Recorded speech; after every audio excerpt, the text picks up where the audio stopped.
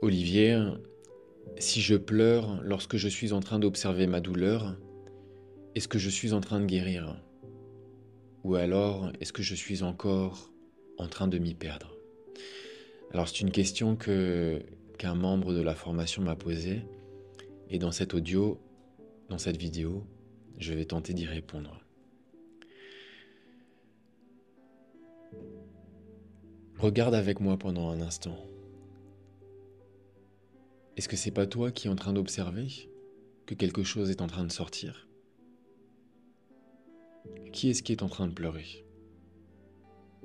C'est ton corps. Et c'est toi qui es en train d'observer que les pleurs sont en train de sortir, que les larmes sont en train de couler. C'est toi qui observes tout ça.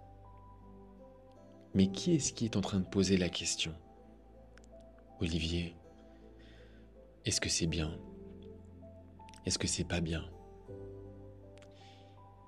D'où est-ce qu'elle vient cette compulsion à vouloir bien faire? À se dire je suis ici, est-ce que ce que je suis en train de faire est juste pour que je puisse arriver là où j'ai envie d'arriver, à savoir la transformation spirituelle, ou le bien-être, ou l'accomplissement, ou la guérison. Qui est-ce qui veut tout ça? Ça aussi, tu l'observes. Il n'y a rien à améliorer. Il n'y a pas à vouloir pleurer ou à ne pas vouloir pleurer. Lorsque ton corps pleure, c'est aussi une manifestation. C'est aussi quelque chose qui se passe. Alors ça se passe à l'extérieur de toi-même, mais c'est quelque chose qui est en train de passer à l'intérieur de ton être. Tu n'as qu'une seule chose à faire. Être. Être en train d'observer ce qui passe sans vouloir le changer. Lorsque tu pleures, c'est comme si dans ton champ de conscience, il y avait un arbre qui était enraciné et une branche est en train de tomber. Cette branche tombe et ça, c'est un peu comme ta larme, comme une larme qui est en train de couler. Et la larme tombe et toi, tu te dis, mais Olivier, la branche est tombée. La branche est tombée, Olivier. Est-ce que c'est juste? Mais il n'y a rien qui est juste. Il n'y a rien qui ne l'est pas. Il y a juste ce qui est. Et ce qui est, tu l'observes. Et ça n'est pas toi.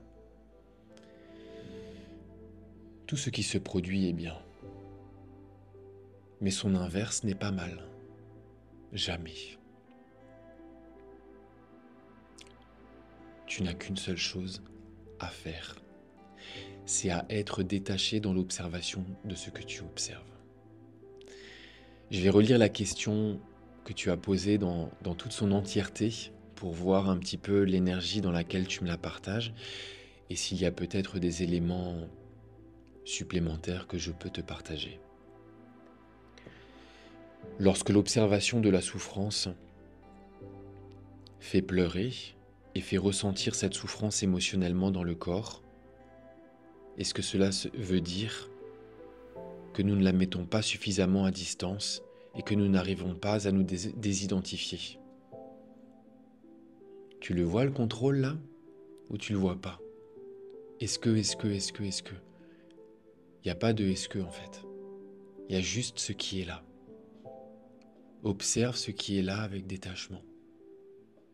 Et s'il te plaît, tes questions sont toujours les bienvenues et elles le seront toujours et je vous encourage à les poser. Mais ne sors pas ton pouvoir à l'extérieur de toi-même. Ce que tu es en train d'observer dans ton champ de conscience, ça c'est ton maître. Et moi je suis juste là pour te rappeler, observe avec détachement, car ce que tu observes, ça n'est pas toi. Mais cela te montre le chemin de ce que tu es en prenant conscience de ce que tu n'es pas. À savoir, tu n'es pas ce qui pleure. Tu n'es pas ce qui est en train d'apprendre. Tu n'es pas ce qui est en train de désapprendre. Tu n'es pas cette compulsion à vouloir comprendre si pleurer est juste ou pas. Tu n'es pas tout cela. Tu es ce qui observe tout cela. Ça, c'est ce que tu es. J'ai mon corps qui a envie de bâiller et ça ne sort pas. Alors attends.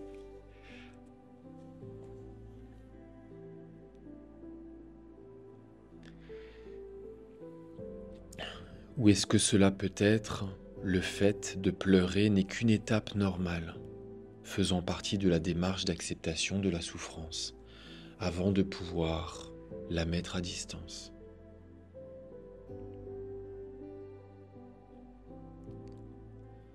Lâche cette volonté. Lâche ce contrôle. Mais juste observe. Ça pleure. Ah, j'accepte. Ça n'est pas moi. Ce qui pleure est en train de passer dans mon champ de conscience. Ah, je vois à l'intérieur de moi-même que j'ai envie de comprendre ce que ce processus de guérison veut peut-être dire. Ah, je suis en train de voir cette énergie qui me demande, est-ce que c'est juste? Est-ce que c'est approprié? Est-ce que je suis en train de bien faire? Tout ça, ce sont des compulsions à l'intérieur, qui ne sont pas mal, qui ne sont pas bien. Elles sont juste là, ces compulsions. C'est tout.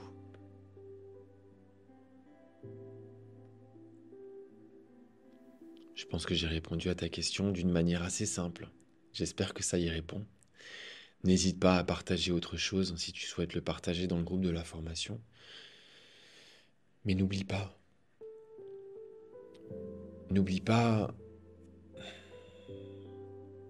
que la vie danse. Mais toi, tu n'es pas ce qui danse. Toi, tu es le réceptacle qui permet à tout ce qui danse de danser. C'est un peu religieux ce que je vais dire, en tout cas par rapport à l'hindouisme, mais c'est la différence entre Shiva et Ishvara. Shiva, donc c'est Dieu chez les hindous, mais sous sa forme la plus pure. La plus pure dans le sens où c'est la représentation immaculée du silence. Celle qui est absolument pure et sans aucune forme. Et il y a Ishvara de l'autre côté. Ishvara, c'est le monde manifesté. Ou alors même, si on va encore un peu plus loin, c'est l'enseignement selon Neville Goddard. Du silence intérieur, de l'homme, du côté masculin, de la conscience et du subconscient. La femme, l'énergie féminine. Les deux vont parfaitement bien ensemble. La femme danse et elle bouge. Et c'est toute l'expulsion de cette vie en fait. Toute cette danse qui est magnifique. Tout ce chaos de l'existence qui est incroyable. Ce sont ces expériences pour lesquelles nous les êtres humains on est venus ici. Mais ces expériences ne sont agréables que si l'on n'oublie pas ce côté immaculé, ce côté masculin, ce côté de la conscience. Les deux vont parfaitement bien ensemble. La conscience ne peut que profiter du côté féminin si elle n'a pas oublié quelle est cette conscience. Et le côté féminin, cette danse de la vie qui danse, ne peut que profiter de tout ce qui bouge si elle n'oublie pas quel est ce qui ne bouge pas. Les deux doivent avoir un équilibre qui est parfait. Ce fameux équilibre. Ça, c'est la définition du yoga. C'est lorsque le silence et l'agitation sont parfaitement équilibrés. C'est lorsque le côté masculin et le côté féminin sont parfaitement équilibrés. Danser dans la vie est une chose, se perdre dans le chaos des distractions est une chose, si et seulement si on ne perd pas de vue ce qui ne bouge jamais, à savoir ce berceau et cet espace dans lequel absolument tout passe. Et cela inclut les pleurs, les larmes, la guérison, la transformation. Tout cela, ce ne sont que des formes qui passent dans ton champ de conscience. Conscience qui, elle, ne peut pas guérir parce qu'elle n'a jamais été altérée. Ce qui se passe, je vais te donner une image. Tu es en train de m'écrire un message et il y a en fait, imagine que tu es au cinéma. Il n'y a pas de film qui est projeté. Tu sais, la toile blanche, elle est toute blanche. Et tout d'un coup est projetée sur cette toile blanche une image avec une fissure. Et toi, tu regardes la fissure et tu dis, mais Olivier, c'est fissuré là. Et moi, je suis juste là pour te dire non. T'es pas fissuré. Tu es ce sur quoi la fissure se projette. Mais toi, tu as oublié que tu n'étais pas cette fissure et que tu es l'espace immaculé sur lequel cette fissure est projetée. Et tu me dis, oui, mais Olivier, est-ce que cette larme, elle n'est pas inappropriée? Olivier, est-ce que ce processus de guérison est le bon? Tout ça ne fait que passer sur cette toile blanche au cinéma. Tout ne fait que passer. Et moi, je ne suis là que pour ça. Pour te rappeler que tu es déjà parfait et parfaite telle que tu es et que tout ce dont tu es le témoin, la témoin, ne fait que passer. Et tout ce qui passe toujours lorsque l'on est en pleine conscience est là pour nous montrer uniquement un seul chemin. Celui de cette toile blanche qui est immaculée et parfaite. Celui de ton cœur qui est pur et parfait. Mais parce qu'on est complètement calibré et perdu dans cette fissure qui est projetée sur cette toile blanche, alors on se demande si la manière de colmater cette fissure est la bonne. Mais il n'y a rien à réparer. Il n'y a rien à réparer. Tu sais, c'est un peu comme, imagine que tu fais un cauchemar la nuit, ok ? Tu fais un cauchemar horrible. Il y a peut-être des gens qui se font tuer, toi qui es au milieu d'une guerre. Mais le matin, quand tu te réveilles, et que tu te souviens de tout ton rêve, est-ce que tu es en train de te dire « Mais Olivier, comment je vais réparer tout ce qu'il y a eu dans le rêve ?» Tu vois le délire ? Comment est-ce que je vais réparer tout ce rêve ? Et tout le monde était mort, tout le monde était malade, ici et ça, et... Non, tu te réveilles et tu te dis « Ah mais en fait, la fissure elle n'existe plus. » Sur le toile blanc au cinéma. Quand tu te réveilles en fait, comment on appelle le truc là où tu projettes au cinéma, j'arrive jamais à trouver le nom là, le truc, la toile blanche là, où tu projettes le film dessus. Mais le matin quand tu te réveilles, cette toile est de nouveau blanche et tu te rends compte que la fissure elle a existé que dans ton rêve. Donc il n'y a rien à réparer en fait. Mais nous dans cette vie, là est toute l'histoire de tout ce que je partage. Nous dans cette vie, il n'y a rien à réparer. Il y a juste à se réveiller de ce que l'on n'est pas pour prendre conscience de ce que l'on est. Et dans ce réveil, on se rend compte qu'il n'y a rien à réparer, que tout est déjà parfait. Et moi, petit Olivier que je suis juste là pour faire tout le temps toc toc toc. Toc toc toc, allô, tu es déjà parfait. Il faut juste que tu te réveilles de ce que tu n'es pas. Moi, je ne suis là que pour ça. Moi, je fais juste tout le temps que toquer. Avec mon arrogance et mon effronterie que j'adore. Arrogance imbibée de bienveillance.